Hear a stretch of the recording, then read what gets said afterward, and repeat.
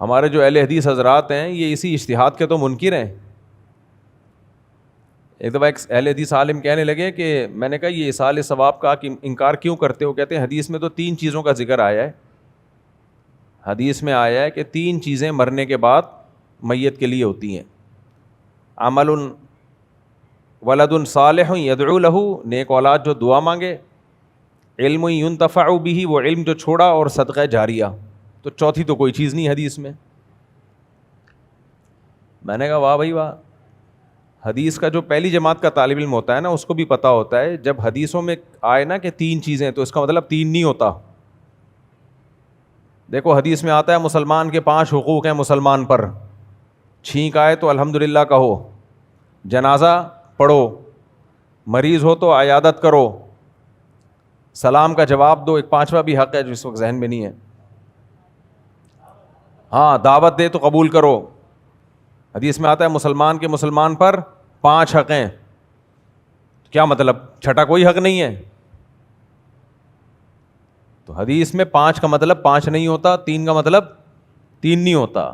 یہ 5 کا عدد صرف یاد کرانے کے لیے کہ فی الحال 5 چیزیں بتائی جا رہی ہیں، نمبر سے چیزوں کو یاد رکھنا آسان ہوتا ہے. اس کو فقہ کی اصطلاح میں کہتے ہیں مفہوم مخالف. قرآن اور سنت کے احکام میں مفہوم مخالف کا اعتبار نہیں ہوتا. اور خاندانی مثال دے دیتا ہوں. قرآن میں آتا ہے وَمَن لَّمْ يَسْتَطِعْ مِنكُمْ طَوْلًا أَن يَنكِحَ الْمُحْصَنَاتِ الْمُؤْمِنَاتِ فَمِمَّا مَلَكَتْ أَيْمَانُكُم مِّن فَتَيَاتِكُمُ الْمُؤْمِنَاتِ. تم میں کوئی آزاد عورت سے نکاح کی طاقت نہیں رکھتا تو باندی سے کر لے نکاح. امام حنیفہ کہتے ہیں اگر آزاد عورت سے نکاح کی طاقت ہے پھر بھی باندی سے نکاح جائز ہے. کیوں؟ قرآن نے یہ کہا ہے کہ جو آزاد عورت سے نکاح کی طاقت نہیں رکھتا وہ باندی سے کر لے. یہ نہیں کہا کہ جو رکھتا ہے وہ کیا کرے، اس کے بارے میں تو خاموش ہے. اس کو کہتے ہیں مفہوم مخالف. اس کے جو اپوزٹ معنی سمجھ میں آ رہا ہے اس سے قرآن خاموش ہے. اور نکاح میں اصل یہ ہے کہ کوئی بھی مسلمان ہو اس سے نکاح جائز ہے، سوائے بچوں کے باپوں کے نزدیک. ان کے نزدیک جائز نہیں ہے چاہے بڈھا ہو جائے 50 سال کا. تو اب یہ فقہ کی بحث ہے، لمبی بحث ہے، میں ابھی اس بحث میں نہیں پڑھتا. تو یہاں بھی ایسا ہی ہے کہ حدیث میں جب آتا ہے 5 چیزیں 3 چیزیں، 3 آدمی ہیں جن کی طرف اللہ قیامت کے دن نظر اٹھا کے بھی نہیں دیکھے گا. لا یکلمہم اللہ ولا ینظر الیہم ولا یزکیہم. نبی نے فرمایا 3 افراد ایسے ہیں جن کی طرف اللہ قیامت میں نظر اٹھا کے نہیں دیکھے گا، ان کے گناہوں کو پاک نہیں کرے گا. ابو ذر غفاری کہتے ہیں خوابوا وخسروا من ہم یا رسول اللہ. وہ تو برباد ہو گئے. وہ 3 کون ہیں؟ آپ نے فرمایا المسبل ازارہ، اپنے ازار کو تکبر سے لٹکانے والا، والمنفق سلعتہ بالحلف الکاذب، جھوٹ بول کے مال بیچنے والا. ویڈیو نہ بناؤ بھائی. جھوٹ بول کے مال بیچنے والا. اور تیسرا المنان، احسان کر کے جتلانے والا. کہ مدد کر لی اب ہر محفل میں اس کو ذلیل کر رہا ہے. تیری شادی میں نے کرائی تھی،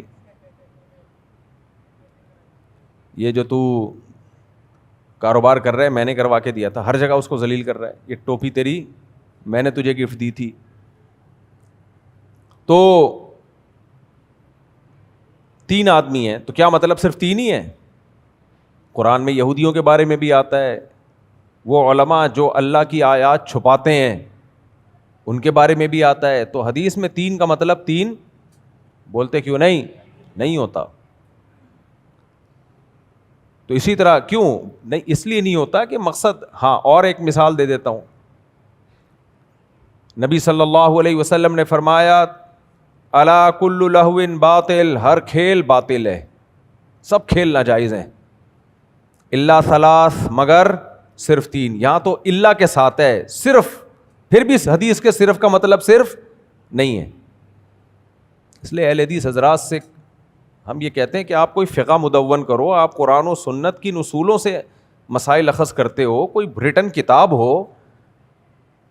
4 فقہ ہیں تو 5واں بھی ہم مان لیں گے نا. وہ جواب میں کہتے ہیں نہیں ہم قرآن و حدیث کو مانتے ہیں. بھائی یہ بات کر کے ٹہلایا نہ کرو. قرآن حدیث کو تو ابو حنیفہ بھی مانتے تھے, وہ تورات انجیل پہ تھوڑی نکالے انہوں نے مسائل.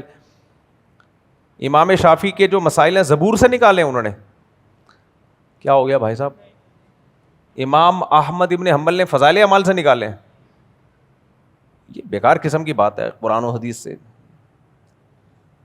سب نے قرآن و حدیث سے نکالے. آپ بولتے ہو ہم بھی نکالتے, تو نکال کے لکھ لے ہو نا, ریٹن فارم میں لے آؤ. کتاب الوضو سے لے کے کتاب الحدود, کتاب التعزیر, وراثت کے مسائل, نماز کے مسائل, سارا ایک فقہ ہو جائے گا. ہم کہیں گے چلو یار اس کو بھی, یہ بھی ٹھیک ہے, قرآن و حدیث سے ہی نکالا ہے نا. یہ نہیں ہو سکتا کہ انڈیویجولی ایک مولوی صاحب کا کوئی اجتہاد کچھ اور ہے, ادھر سے مولوی صاحب قرآن حدیث سے کچھ اور, وہاں سے مولوی صاحب قرآن حدیث سے کچھ اور. یہ تو امت کا بیڑا غرق ہو گیا ہے. ہوگا کیا؟ ہر شاخ پہ الو بیٹھا ہے, انجام گلستان کیا ہوگا. پہلے زمانے میں بھی کچھ ہوتے تھے جو تقلید نہیں کرتے تھے, بڑے لیول کے علماء ہوتے تھے, وہ ایک آدھ ہوتے تھے. علامہ شوکانی گزرے ہیں, نیل الاوطار کے مؤلف, نواب صدیق حسن خان گزرے ہیں ہندوستان میں, ایک آدھ ہوتے تھے ہر زمانے میں. وہ کہتے ہیں ہمارا کوئی فقہ نہیں ہے, چلو بھائی ٹھیک ہے. لیکن اگر ہر آدمی قرآن و حدیث کے نام پہ مجتہد بن جائے, میری رائے میری رائے میری رائے, تو پھر وہی ہوگا جو اقبال نے کہا ہے, ہر شاخ پہ الو بیٹھا ہے, انجام گلستان کیا ہوگا. میرا عدالتی خلا پہ بیان آیا تھا نا, عدالتی خلا پہ کتنا مدلل بیان کیا تھا. 3-4 اہل حدیثوں کا میرے خلاف اس پہ بیان آ چکا ہے, اور اتنی بھی توفیق نہیں ہوئی کہ پہلے وہ میرا بیان سن تو لیتے, سننے کے بعد جواب دیتے. میرے بھائی سنا ہی نہیں ہے اور جواب دے دیا.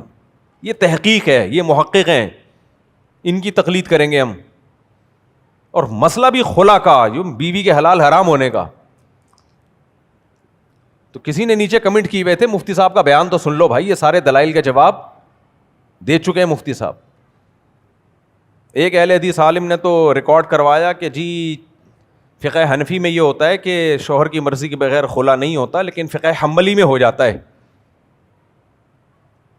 تو ہم تو فقہ حنفی کے پابند نہیں ہیں, فقہ حنبلی میں تو ہو جاتا ہے. پھر عربی عبارت کا ترجمہ کیا, وہ میں نے ترجمہ دیکھا, وہ ترجمہ ہی غلط کیا ہوا تھا. حالانکہ میں ان کو بڑا ذی استعداد آدمی سمجھتا تھا, میں نام لے سکتا ہوں, لیکن میرا مقصد کسی کی عزت اچھالنا نہیں ہے. اس سے پتہ چلتا ہے میرے بھائی, یہ تحقیق تو دور کی بات, آپ کتابوں کے ترجمے تک تو آپ کو آتے نہیں ہیں. ایک اور اہل حدیث عالم ہے, انہوں نے اتنا میرے خلاف بولا کہ یہ خلا پہ جو ہے نا, انہوں نے تو یہاں تک بول دیا یہ اہل سنت والجماعت سے خارج ہے. اس بیس پہ بول دیا کہ یہ کورٹ کے فیصلے کو نہیں مانتا, عدالت کے فیصلے کو. عدالت کا وہ فیصلہ جس میں اختلاف کی گنجائش ہی نہ ہو, اجماع امت کے خلاف ہو, وہ فیصلہ کالعدم ہوتا ہے. عدالت کوئی شریعت تھوڑی ہے کہ وہ چینج کر دے جا کے. کامن سینس کی بات ہے. مجھے ایک بات بتاؤ, اہل حدیثوں سے میں کہتا ہوں کہ کامن سینس بھی کوئی چیز ہوتی ہے. بیوی زید کی ہے اور اس کو طلاق کون دے رہا ہے؟ ہائی کورٹ کا جج. ویسے ہی بغیرتی سے ڈوب کے مر جانا چاہیے یار. سنتے ہی سعودیہ سے لیتے ہیں یہ لوگ مسائل, سعودی عرب سے. سعودی عرب میں کچھ سلفی علماء نے گنجائشیں دیں بہت زیادہ, حالانکہ حدیث میں نہیں ملتی وہ گنجائشیں, لیکن اتنی انہوں نے بھی نہیں دی. وہاں سے انہوں نے اڈاپٹ کیا, قرآن و سنت میں تو ملا نہیں, اور اس میں بھی پھر کچھ مزید مسالہ لگا کے اور ایڈوانس کر دیا اس کو. اپنے مولویوں کے فتوی دیکھ لیتے پرانے اہل حدیثوں کے, انہوں نے بھی لکھا ہے کہ یہ خلا یک طرفہ نہیں ہوتا, یہ میاں بیوی دونوں کے ایگریمنٹ سے ہوتا ہے, یہ ایگریمنٹ ہے.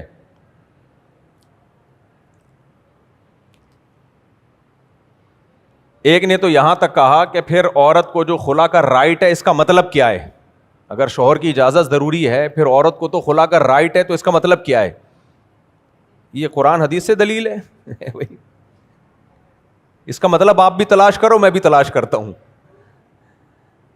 حدیث سے پتہ چلتا ہے, قرآن سے پتہ چلتا ہے کہ جانبین کی مرضی کے بغیر خلا بولو نہیں ہو سکتا. قرآن سے بھی پتہ چلتا ہے فلا جناح علیہما, دونوں پہ کوئی گناہ نہیں ہے, دونوں کی طرف نسبت, فی مفتدت بھی, کہ عورت فدیہ دے دے اور وہ فدیہ کو ایکسیپٹ کر لے. تو اگر جانبین کی مرضی سے ایسا ہوتا ہے تو کوئی گناہ نہیں ہے. اور کمال کی بات ہے کہ اسلام نے مرد کو جب طلاق دینے کا حکم دیا, جب اس کو رائٹ دیا, تو اس کے رائٹ تو بڑے محدود کر دیے کہ اکٹھی 3 نہیں دے سکتے, اور 1 سے زیادہ نہیں دے سکتے, اور عورت کے اختیارات اتنے بڑھا دیے, جب مرضی منہ اٹھاؤ کورٹ سے جا کے لو اور پتلی گلی سے نکل لو. یہ وہ ہیں جو ہمیں امام حنیفہ کی تقلید سے روکتے ہیں. سمجھ میں آ رہی ہے بات؟ میرا مقصد یہ بتانا, علم کا لیول یہ ہے. تو اس لیے سیدھا سیدھا جو امت چلتی آ رہی ہے نا, 4 فقہ دنیا میں رائج ہیں ہمیشہ سے, امت انہی کو فالو کرتی ہے. ابھی سعودی عرب میں ہم ہو کر آئے نا, وہاں بوکھلائے ہوئے ہیں وہ لوگ بھی اب فقہ حنبلی کی طرف آ رہے ہیں. اتنے بوکھلا گئے ہیں, ہر شخص نئے نئے مسائل مارکیٹ میں لے کر آ رہا ہے. اب آپ مجھے ایک بات بتاؤ, سعودی عرب میں جو 20 رکعت کو 10 رکعت کر دیا, آپ کسی غیر مسلم کو یہ کہہ کے مطمئن کر سکتے ہو کہ حدیث میں کوئی تعداد متعین نہیں ہے اور نبی نے 8 پڑھی ہیں؟ مطمئن ہو جائے گا وہ؟ کہے گا 1400 سال سے تم کیا کر رہے تھے؟ خدا کی قسم اس کا کوئی جواب کسی کے پاس نہیں ہے. 1400 سال سے تمہیں سمجھ میں نہیں آیا کہ نبی تو رمضان غیر رمضان میں 8 پڑھتے تھے؟ 1400 سال کے بعد تمہیں سمجھ میں آ رہا ہے؟ بیوقوف بنانا بہت آسان کام ہے, باتوں کو گھمانا بہت آسان کام ہے. تراویح پر تہجد کی دلیل فٹ ہی نہیں بیٹھتی ہے. وہ جو حدیث سیدہ عائشہ کی حدیث ہے, نبی رمضان غیر رمضان میں 8 پڑھتے تھے, اس سے نہ امام ابو حنیفہ نے استدلال کیا, نہ امام شافعی نے, نہ امام احمد نے, نہ امام مالک نے, کہیں بھی کسی نے اس کا ریفرنس دیا ہی نہیں ہے. یہ اس کی علامت ہے, وہ اس کو اس سے سمجھتے ہی نہیں تھے, وہ سمجھتے اس کا اس سے کوئی تعلق ہی نہیں ہے.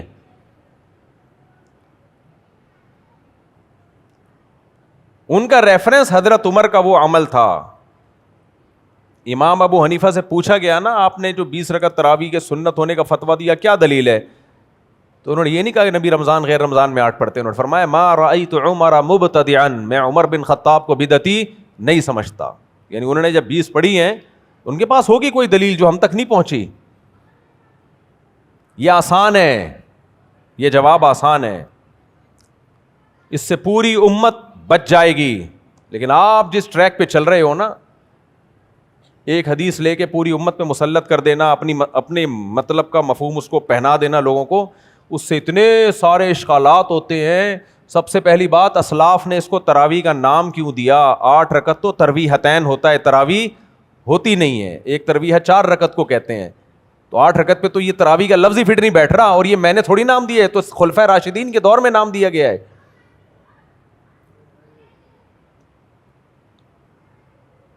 کہتے ہیں تہجد ہے, جماعت سے جتنی چاہے پڑھ لو, تو پھر رمضان کے بعد بھی پڑھ لو. بھائی یہ تہجد نہیں ہے, یہ رمضان کے ساتھ خاص ہے, جماعت کے ساتھ ہے, مخصوص رکعتیں ہیں, جتنی منقول ہیں اس میں کمی بیشی کی اجازت نہیں ہے. سنت وہی ہے, پھر باقی کوئی پڑھے نہ پڑھے وہ اس کی مرضی ہے. خیر, تو ہر شاخ پہ الو بیٹھا ہے, انجام گلستان کیا ہوگا؟ وہ ایک اہل حدیث عالم ہے, ٹیلی ویژن میں بہت زیادہ آتے ہیں, قاری خلیل الرحمان صاحب. عجیب بات ہے, مجھے افسوس اس پر ہو رہا ہے کہ ٹیلی ویژن میں ان کا اسٹائل کچھ اور ہوتا ہے اور نجی مجلس میں ان کا اسٹائل کچھ اور ہوتا ہے. کیمرے پہ ان کا اسٹائل کچھ اور ہوتا ہے اور انڈیویجول کہیں بیٹھے ہوئے ہوں گے تو اسٹائل کچھ اور. میں نام لے کے لوگوں پہ رد نہیں کرتا, لیکن یہ غیر اخلاقی حرکت ہے کہ آپ میڈیا پہ چیلنج کر رہے ہو بلانے کے لیے ہمیں, اور نجی محفل میں کہہ رہے ہو نہیں آنا. ٹھیک ہے, یہ بہت غلط چیز. تو ایسے مجتہدین کو ہم ابو حنیفہ کو چھوڑ کے فالو نہیں کر سکتے. تو مسئلہ یہ نہیں ہے, قاری خلیل الرحمان صاحب نے بھی خلا کا مسئلہ غلط بتایا, بالکل ہی لمبی پھینکی ہے بیٹھ کے. یار آپ مسئلہ حلال و حرام, بیوی کے حلال و حرام کا مسئلہ ہلکا ہے, اس میں اتنی غیر سنجیدہ باتیں کر رہے ہوتے ہو آپ, لیبل قرآن و سنت کا لگا رہے ہو. 3 طلاق کے مسئلے پر محترم نے حدیث سنائی کہ نبی صلی اللہ علیہ وسلم کے دور میں ایک مجلس کی 3 طلاقیں ایک ہوتی تھیں. حدیث میں آتا ہے, کاش میں سامنے بیٹھا ہوتا میں پکڑ لیتا. یہ ایک مجلس کی کہاں سے لگایا آپ نے, یہ لفظ کہاں سے نکالا آپ؟ صحیح مسلم میں آتا ہے کہ نبی کے دور میں 3 طلاقیں ایک ہوتی تھیں, حضرت عمر نے اس کو 3 نافذ کیا. بالکل ایسی حدیث متا کے بارے میں بھی ہے. جابر بن عبداللہ کہتے ہیں نبی کے دور میں, ابو بکر عمر کے دور میں متا کیا کرتے تھے, حضرت عمر نے اس پہ پابندی لگائی. تو کیا متع حلال ہے؟ بھائی بہت سے لوگوں کو متع کے حرام ہونے کا علم نہیں تھا، اس لیے وہ کرتے رہے. حضرت عمر نے جو پابندی لگائی اور سارے صحابہ نے ایکسیپٹ کیا، یہ اسی لیے کیا کہ وہ جانتے تھے کہ یہ پابندی نبی کے دور میں لگ چکی ہے. ایسے ہی 3 طلاقیں نبی کے دور میں ایک سمجھی جاتی تھیں کا مطلب یہ نہیں کہ نبی بھی ایک سمجھتے تھے. زمانہ جاہلیت میں جیسے متع حلال تھا تو 3 طلاق کو بھی ایک سمجھا جاتا تھا. یہ عبداللہ بن عباس سے، حضرت عائشہ سے، یہ صحیح سند سے یہ حدیثیں مروی ہیں. تو حضرت عمر نے جب پابندی لگائی ہے تو وہی حکم جو قرآن نازل کر چکا تھا، طلاق مرتان، 2 طلاقوں کے بعد رجوع کا حق ہے، تیسری کے بعد رجوع کا حق نہیں ہے. جبکہ زمانے جاہلیت میں تیسری کے بعد بھی رجوع کا حق سمجھا جاتا تھا. تبھی تو سارے صحابہ نے اس حکم کو ایکسیپٹ کیا حضرت عمر کے. آپ کہہ سکتے ہو حضرت عمر کے ڈنڈے کا خوف تھا اس لیے مان لیا انہوں نے. اہل حدیث اس کے 3 جواب دیتے ہیں. کہتے ہیں حضرت عمر کا یہ سیاسی فیصلہ تھا کہ انہوں نے دیکھا جب طلاقیں بہت ہو رہی ہیں تو گورنمنٹ کو یہ رائٹ ہے کہ وہ سیاستاً کچھ تبدیلیاں کر سکتی ہے, تو سیاسی طور پہ اس کو ایک نافذ کیا گیا تاکہ لوگ طلاق سے رکیں. میں اہل حدیث علماء سے پوچھتا ہوں, مجھے ایک بات بتاؤ, یہ سیاست ہے یا دین میں تحریف ہے؟ دیکھو جمشید نے اللہ نہ کرے اپنی بیوی کو 3 طلاقیں دیں, قرآن و سنت کے مطابق تو وہ طلاق نہیں ہوئی, سیاسی قانون کے مطابق یعنی سیاست میں حضرت عمر نے ان کی بیوی کو حرام کر دیا جمشید کے اوپر, حالانکہ قرآن کی روشنی میں کیا تھی؟ حلال. اور یہ اب کہیں اور شادی کر رہی ہے جس سے شادی اس کے لیے حرام تھی, اور حضرت عمر نے کہیں اور شادی اس کے لیے حلال کر دی. اگر یہ تحریف نہیں ہے تو پھر تحریف کی ڈیفینیشن کیا ہے؟ کسی بات کا ان لوگوں کے پاس کوئی جواب نہیں ہے. اہل حدیثوں کے پاس بیٹھے میں دھڑا دھڑ جو ہے وہ بیویوں کو حلال کرنے کے لیے, کس قدر جرت اور دلیری سے میں حیران ہوتا ہوں یار. کوئی اشکال پوچھا جائے اس کا جواب نہیں دیتے. یہ زبان سے 3 طلاقیں نکال دیں, ختم. قرآن حلال نہیں کرتا, نبی حلال نہیں کرتے, اجماع صحابہ حلال نہیں کرتا, سارے صحابہ کا فتویٰ ہے. لیکن آپ دیکھ لو بیٹھے ہوئے ہیں, فوراً حلالے پہ آ جائیں گے ڈائریکٹ. حلالے سے تو بہتر ہے, کہ قرآن کو نہیں پتا تھا کہ حلالے سے بہتر ہے کہ 3 کو 1 کہہ دے. وہ پہلا سوال میرا ان حضرات سے ہے, اس پہ کلپ بنا کے چلا دینا, آج میں تھکا ہوا ہوں, ذرا صحیح باتیں کر رہا ہوں. تھکا ہوا ہوتا ہوں نا تو بعض دفعہ صحیح باتیں بھی ہو جاتی. پہلی بات جو یہ کہا کریں نا اہل حدیث, حضرت عمر کا یہ سیاسی فیصلہ تھا, سے بولو یہ بتاؤ یہ سیاست ہے یا تحریف ہے دین میں؟ قرآن بار بار کہہ رہا ہے لیما تحرم ما احل اللہ لکا, جس چیز کو اللہ نے حلال کیا اس کو کیوں حرام کر رہے ہو؟ یہ شہد کے بارے میں ہے کہ نبی نے قسم کھا کے شہد حرام کر دیا تھا, حالانکہ وہ ہمیشہ کے لیے حرام نہیں ہوا تھا. اور یہاں بیوی جو جس کی حیثیت شہد سے زیادہ ہے وہ ہمیشہ کے لیے حرام ہو رہی ہے حضرت عمر کے فتوے پہ. اور کمال کی بات ہے وہ صحابہ جو حضرت عمر کے ایک جوڑے پہ اعتراض کر رہے ہیں کہ یہ جوڑا آپ کے پاس اتنا لمبا کہاں سے آ گیا, مال غنیمت میں تو اتنی بڑی قمیض کسی کو ملی نہیں ہے, وہ صحابہ اپنی بیویوں کو حرام کر دیا انہوں نے حضرت عمر کے کہنے پہ. حضرت عمر نے حضرت حذیفہ سے کہا کہ یہودی عورت سے نکاح مت کریں, صحابی رسول تھے, انہوں نے فرمایا کہ اگر حرام ہے تو نہیں کروں گا, اور اگر اللہ نے حلال کیا ہے تو پھر کروں گا میں. اور کیا انہوں نے نکاح. سمجھ میں آ رہی ہے بات؟ حضرت عمر نے فرمایا میں حرام نہیں کر رہا, اس سے نکاح میں نقصان ہے, کوئی فاسق فاجر نہ ہو, تو لوگ فاسق عورتوں سے نکاح شروع کریے, ایسے مشورہ دیا جاتا ہے. تو مشورے کی حد تک تو بہت کچھ ٹھیک ہے بھائی, قانون سازی میں حلال و حرام نہیں کیا جاتا. شیعہ لوگ یہی تو کہتے ہیں حضرت عمر نے قانون بنایا 3 طلاق کو 3 کرنے کا, لہذا وہ 3 کو 1 بھی نہیں مانتے. شیعوں والے کام کرو تو بھی ٹھیک ہے بھائی, انہوں نے تو اپنا ہی فلسفہ بنایا ہے طلاق کا, گواہ بھی ہونا ضروری ہے, حالانکہ کہیں بھی نہیں ہے قرآن میں کہ طلاق پہ گواہ ہونا ضروری ہے. تو یہ دور علم کا نہیں ہے, یہ جہالت کا دور ہے, اور اس جہالت پہ لیبل کس کا لگایا جاتا ہے؟ قرآن اور سنت. تو پہلا اشکال یہ کہتے ہیں ایکچولی وہ حضرت عمر کا سیاسی فیصلہ تھا. تو آپ نے کیا جواب دینا ہے؟ سیاست میں بیویاں حلال, کسی کی بیوی اس پہ حرام, میرے بھائی بولو نا, نہیں ہوتی, نمبر 2 کہتے ہیں صحابہ نے ڈر سے بس ان کا خوف تھا اور سیاست تھی، سارے صحابہ نے کوئی ایک صحابی سے ضعیف حدیث بھی نہیں ملتی جنہوں نے رخصتی کے بعد اکٹھی 3 طلاق کو ایک کہا ہو، ضعیف بھی نہیں ملتی، صحیح تو دور کی بات ہے۔ تو وہ کہتے ہیں وہ صحابہ مان گئے بس مجبوری میں۔ صحابہ مجبوری میں اتنا بڑا فیصلہ نہیں مانتے، وہ تو اشکال کرتے تھے۔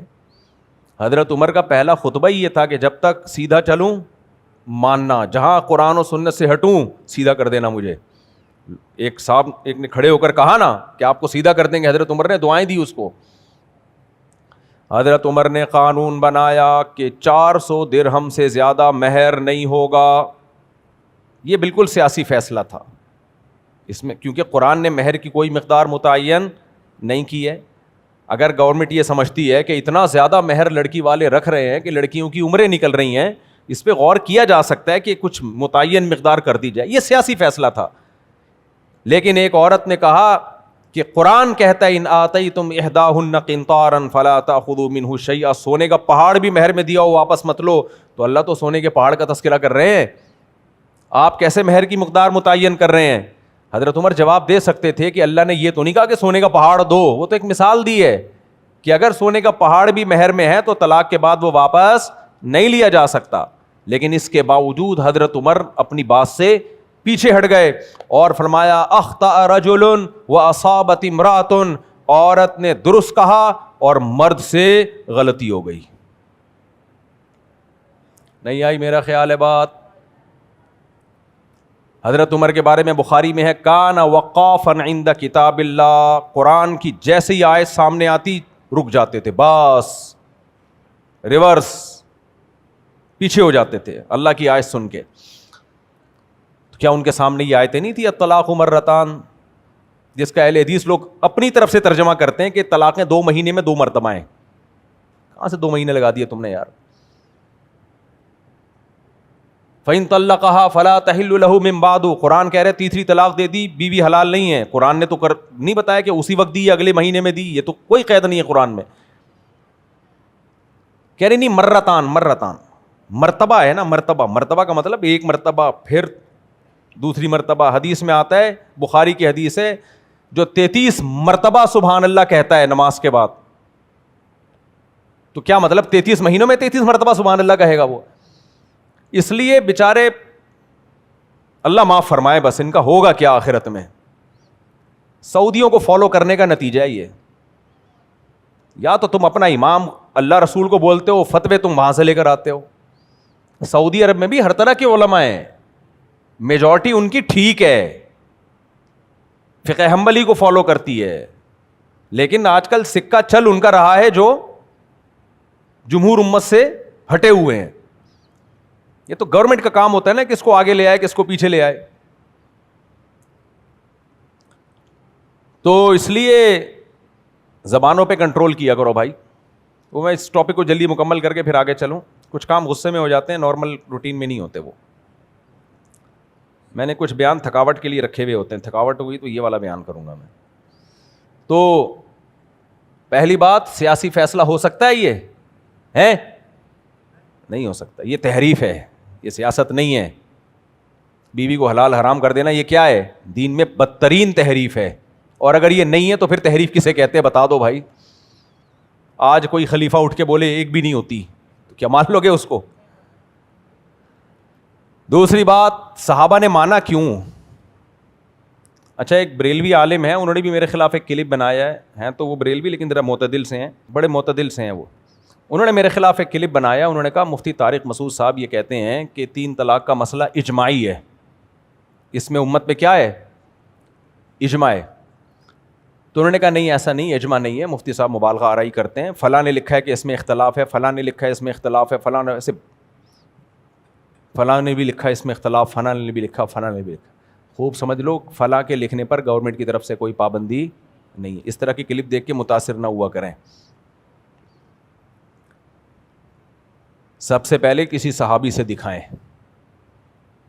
اچھا، میں یہ بھی آپ کو بتا دوں، فلاں نے لکھا ہے کہ فلاں صحابی نے 3 طلاق کو ایک کہا ہے، یہ بھی لکھا ہے فلاں نے، لیکن لکھا ہی ہے، صحیح ہے، لکھنے پر گورنمنٹ کی طرف سے کوئی پابندی نہیں۔ کوئی بھی کسی بھی ٹائم پہ کچھ بھی لکھ سکتا ہے۔ میں اگر لکھ دوں کہ وزیر اعظم مفتی طارق مسعود، اب آپ کو فلاں نے لکھا ہے کہ مفتی صاحب وزیر اعظم ہے. بھائی کوئی سند تو پیش کرو. کوئی سر نہیں پاؤں بھائی ایسے ہی لکھ دیا فلاں صحابی قائل تھے. کس نے لکھا؟ کوئی سند نہیں ہے اس کی, اور جس کے بارے میں لکھا ان سے صحیح سند سے ہے کہ وہ 3 کو 3 کہا ہے انہوں نے. اس لیے میں نے اس مسئلے پہ ریسرچ کرنے کے بعد میں یہ کہہ رہا ہوں کہ اجماعی مسئلہ ہے, کہیں بھی نہیں اس میں اختلاف ہے.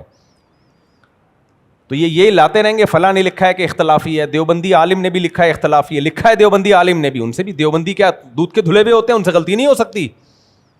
مفتی کفایت اللہ صاحب ہیں, دیوبندی عالم ہیں, انہوں نے لکھا ہے کہ صحابہ میں اس میں اختلاف تھا, تو لکھا ہے وہ متاثر ہو کے ابن تیمیہ رحمہ اللہ نے لکھ دیا تھا, تو وہ انہوں نے انہی کی بات نقل کر دی. لیکن جب کتابوں کی دنیا میں گئے تو کسی نے بھی نہیں لکھا, یعنی صحابی نے سے ثابت نہیں ہے. ایک صحابی سے بھی نہیں ملے گا رخصتی کے بعد 3 طلاقوں کو کسی صحابی نے ایک کہا ہو, کہیں بھی نہیں ہے. کل کی بات ہے, ایک صاحب نے 3 طلاقیں دی, میں نے بول دیا کہ 3 ہو گئی ہیں, تو کہنے لگے اہل حدیث تو بولتے ہیں. میں نے کہا اہل حدیث کی بات صحیح نہیں ہے. کہتے ہیں سعودیہ زیادہ اسلام جانتا ہے یا یہ ہندوستان اور پاکستان کے علماء؟ سعودیہ کے مفتی زیادہ پڑھے لکھے ہیں, یا جب بیوی حلال کرنی ہو نا تو 20 طریقے ہوتے ہیں انسان کے پاس. پہلی بات تو سعودیہ کے اکثر علماء یہی کہتے ہیں جو میں کہہ رہا ہوں. سمجھ میں آ رہی ہے بات؟ وہ کوئی الگ سے اسلام نہیں پڑھا انہوں نے. ہاں کچھ علماء ان کے ہیں جو ٹریک سے ہٹ گئے. تو میں بھی اس بحث میں نہیں جاتا کہ سعودیہ کے اکثر علماء کیا کہتے ہیں, وہ ایک ریفرنسز کی ایک لمبی بحث ہے. میں نے کہا مجھے ایک بات بتاؤ, سعودیہ کے علماء ٹھیک ہیں, یہ صحابہ ٹھیک ہیں؟ صحابہ تو پہلے ہیں میرے بھائی. اسلاف میں اپنے آپ کو سلفی کہتے ہیں, سلفی کہتے ہیں. سلف میں کوئی دکھا دو جس نے 3 طلاق کو ایک کہا ہو. سلف میں کوئی دکھا دو جس نے 20 رکعت سے کم 1 رکعت تراویح کو سنت کہا ہو. کام سارے سلف کے خلاف کرنے. سلف میں کوئی دکھا دو جس نے اس خلا کو معتبر مانا ہو جو یک طرفہ خلا ہے. اسلاف کو ہم فالو کرتے ہیں بھائی, ائمہ کرام نے فالو کیا اسلاف کو. نام رکھنے سے کچھ نہیں ہوتا, کام دیکھو کام. نام تو اہل سنت والجماعت کتنے مشہور ہیں ہمارے یہاں, نہ سنت اور نہ اہل سنت والجماعت کا مطلب پتہ ہے کیا ہے؟ سنت کو فالو کرے, بدعت سے دور, اور جماعت سے مراد صحابہ کو.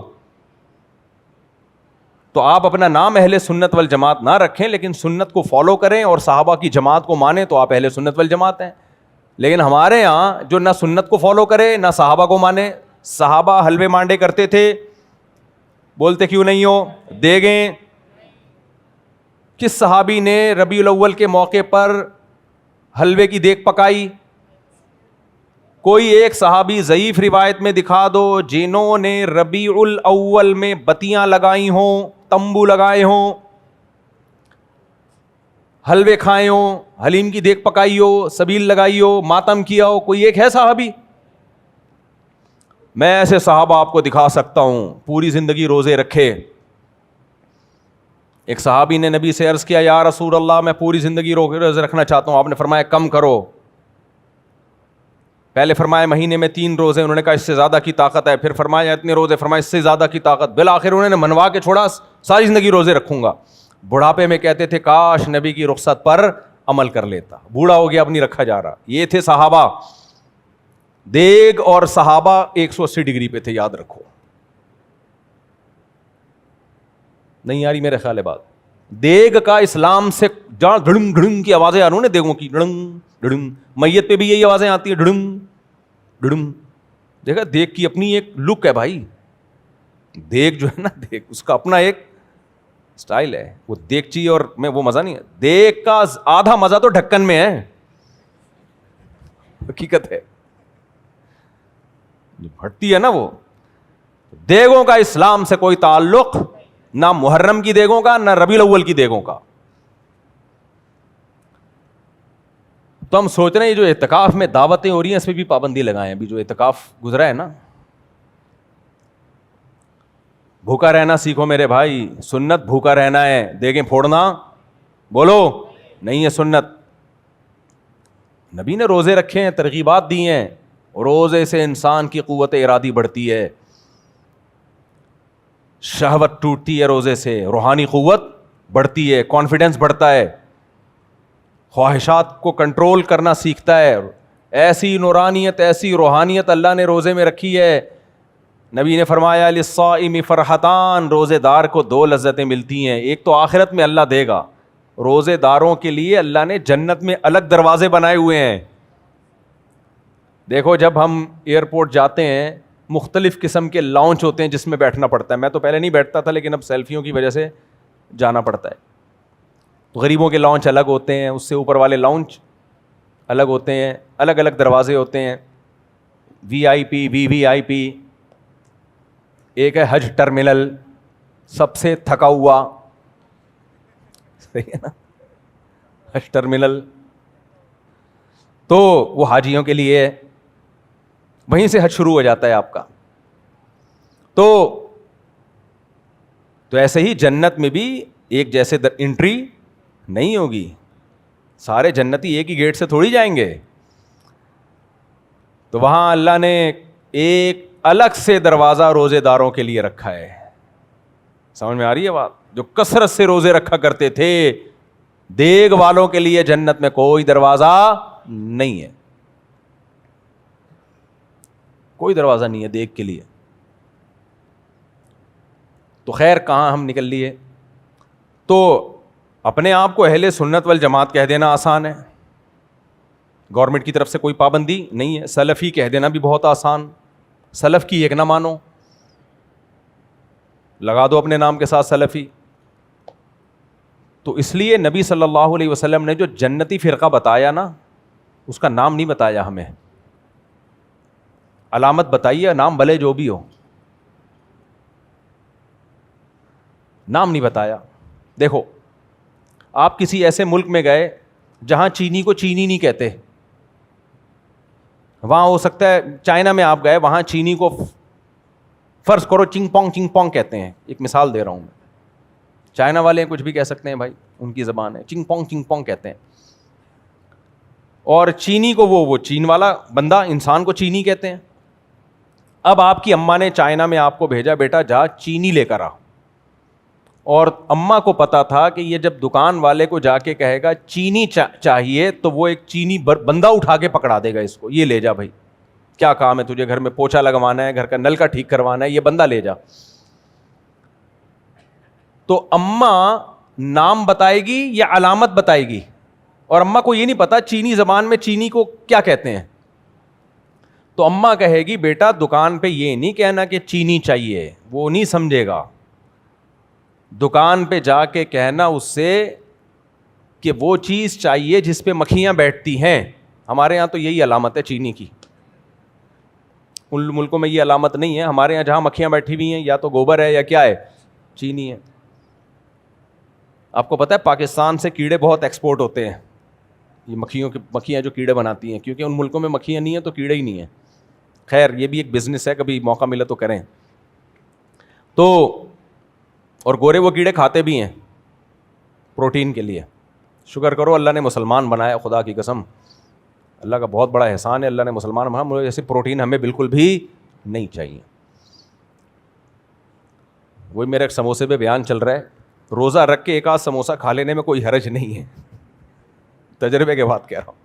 میں زیادہ فنٹر بننے کی کوشش کی تھی میں نے رمضان میں, روزے رکھ کے نا, میں نے کہا سموسہ چھوڑوں گا, ہائیجینک ڈائٹ ہونی چاہیے وغیرہ وغیرہ. وہ ایک یوٹیوب پہ دیکھا پتہ نہیں کہ لوبیا اور فلانا, وہ مزہ ہی نہیں آیا. پھر ہم نے کہا یار ایک آدھ سموسہ کھا لینے میں کوئی حرج ہے نہیں, زیادہ زیادہ مر ہی جائیں گے نا. تو ویسے میں سموسے نہیں کھاتا اور کھایا بھی نہ کریں, لیکن رمضان میں ایک آدھ, سارا دن کا بھوکا ہوتا ہے, کہ سموسہ کیا کر لے گا, تو کھا لیا کرو, ایک آدھ کھا لیا کرو. حلال ہے اسلام میں, کیا ہے حلال ہے. بہت زیادہ ڈاکٹروں کی مت سنا کرو, کیونکہ سموسہ کھا کے مر جانا یہ بہتر ہے نہ کھا کے زندہ رہنے سے. وہ اکثر میں ایک لطیفہ سناتا ہوں نا, ایک استانی صاحبہ بچوں کو سبق یاد کرا رہی تھی, بیٹا وعدہ کرو جھوٹ نہیں بولو گے. بچوں نے کہا مس وعدہ کرتے ہیں کبھی جھوٹ نہیں بولیں گے. بیٹا وعدہ کرو کبھی نشہ نہیں کرو گے. مس وعدہ کرتے ہیں کبھی نشہ نہیں کریں گے. بیٹا وعدہ کرو اسکول کی چھٹی نہیں کرو گے. مس وعدہ کرتے ہیں اسکول کی چھٹی نہیں کریں گے. بیٹا وعدہ کرو لڑکیوں کا پیچھا نہیں کرو گے. میس وعدہ کرتے ہیں کبھی لڑکیوں کا پیچھا نہیں کریں گے. بیٹا وعدہ کرو جب جنگ ہوئی تو ملک پہ جان قربان کریں گے. میس کر دیں گے. ایسی زندگی کو بچا کے کرنا کیا ہے؟ سمجھ آ رہی ہے؟ جب کچھ بھی نہیں کرنا تو جان قربان کر دیں زیادہ ٹھیک ہے. تو ایسی زندگی جس میں سموسا ہی نہ ہو یار افطاری کے ٹائم پہ, ایک آدھ پکوڑا بھی نہ ہو, ہری مرچیں ہی نہ ہو اس میں, اور ہری مرچ وہ جو لگے. کل میں جدہ میں تھا تو میں نے ہری مرچوں کی پوری وہ پلیٹ منگوائی نا, تو ایک آدمی نے کھا لی, اس کو تو لگ گئیں. کہہ رہے آپ یہ مرچیں کیسے کھا رہے ہیں؟ میں تو کھا اس لیے رہا ہوں کہ لگیں. اگر مرچیں اس لیے تو کھائی جاتی ہیں کہ لگیں, اگر نہیں لگنی ہوتی مرچیں تھوڑی ہیں وہ.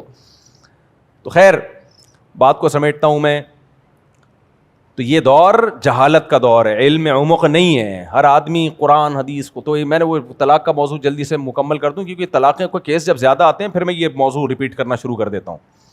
تو کسی بھی صحابی سے ثابت نہیں ہے میرے بھائی, یہ اجماع کا دعویٰ میں نے مذاق میں نہیں کیا, یہ حقیقت میں کیا, اجماعی مسئلہ ہے یہ. چاروں اماموں کا اتفاق ہے اور سارے صحابہ اس پر متفق ہیں. تابعین جتنے بھی ہیں, جو بھی صاحب علم تابعین ہیں, وہ سب کے سب اکٹھی تین طلاقوں کو تین ہی کہتے ہیں. علامہ ابن رجب نے تو یہاں تک دعویٰ کیا لم یثبت عن احد من الصحابۃ ولا من التابعین ولا من ائمۃ السلف المعتد بقولهم في الفتاوى في الحلال والحرام شيء صریح ان الطلاق ثلاث بعد الدخول يحسب واحدۃ, کہیں بھی نہیں ہے. علامہ ابن تیمیہ رحمہ اللہ نے یہ 7ویں صدی ہجری میں ایک مسئلہ نکالا اور پھر اس پہ کتابیں لکھی, پھر ان کے شاگرد نے بھی, وہاں سے یہ شروع ہوا ہے. علامہ ابن تیمیہ بہت بڑے عالم تھے لیکن ان کے کچھ تفردات ہیں. 8 رکعت تراویح بھی انہوں نے ہی ذکر کیا, ان سے پہلے ہم نہیں دیکھتے کسی نے ذکر کیا وہ 8 رکعت تراویح کا.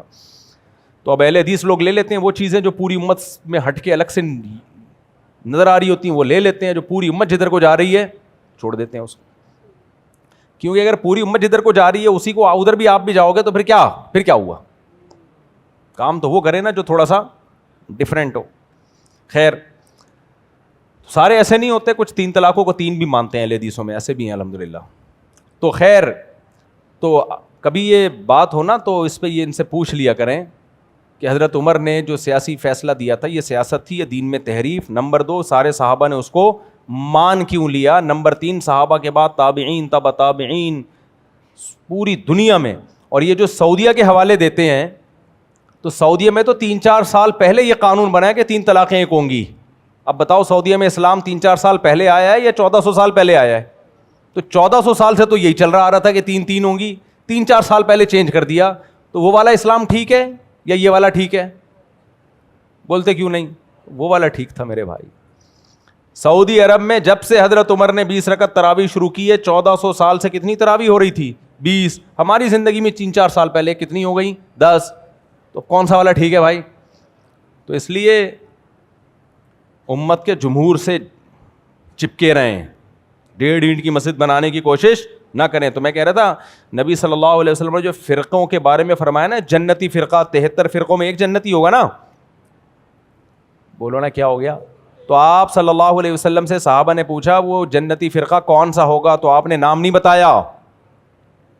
وہ میں بتا رہا تھا نا کہ سمجھدار ماں جو اپنے بچے کو چینی لینے کے لیے چائنا میں بھیجے گی وہ نام تھوڑی بتائے گی, وہ علامتیں بتائے گی.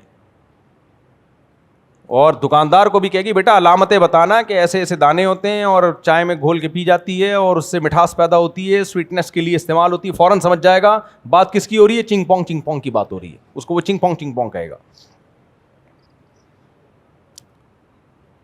تو ایسا نہ ہو کوئی چھپکلی اٹھا کے دے گئے بھائی, ان کا کوئی بھروسہ نہیں ہے. تو نبی نے 73 فرقوں کے بارے میں اگر آپ صلی اللہ علیہ وسلم یوں فرما دیتے کہ ان 73 میں جو ایک جنتی ہوگا اس کا نام دیوبندی ہوگا, تو سب فرقے اپنا نام کیا رکھتے؟ بولو دیوبندی. تو اس سے کنفیوژن ختم ہوتی یا بڑھ جاتی؟ بڑھ جاتا, پروگرام ہی بڑھ جاتا. اگر نبی بتا دے تو اس فرقے کا نام شیعہ ہوگا تو ہم سب شیعہ کہتے اپنے آپ کو. نبی بتا دیتے اس فرقے کا نام بریلوی ہوگا, میری پگڑی بھی ہری ہوتی, یہاں 2 جھنڈے بھی لگے ہوئے ہوتے, ایک تکیہ ادھر ایک تکیہ ادھر ایک تکیہ پیچھے, اور جمعے کی نماز کے بعد دیگ کا انتظام ہوتا. جمشید صاحب کی طرف سے آج تمام نمازوں کے لیے ربیع الاول آنے کی ابھی آئے نہیں ہے لیکن آنے کی ایڈوانس خوشی آپ سب کو مبارک